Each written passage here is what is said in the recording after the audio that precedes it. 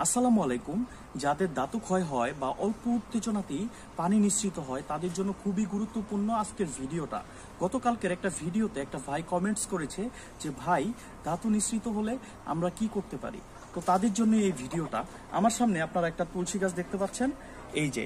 আর এটা হচ্ছে তুলসী গাছের শীট পট। এটার মধ্যে যদিও বীজ নেই, কিছু কিছু বীজ আছে। আপনারা 2 থেকে 3 গ্রাম তুলসীর বীজ নেবেন, আরেকটা পানি ভর্তি গ্লাস নেবেন। সেই গ্লাসের ভিতরে 2 থেকে 3 গ্রাম তুলসীর বীজ ঢালবেন। ঢালার পরে সেখানে হালকা মিশ্রি দানা মিক্স করবেন। করার পর আপনারা দুপুরে ভরা পেটে সেই পানিটা খেয়ে ফেলবেন। ইনশা আল্লাহ আপনাদের ধাতু রোগ নিরাময় হবে।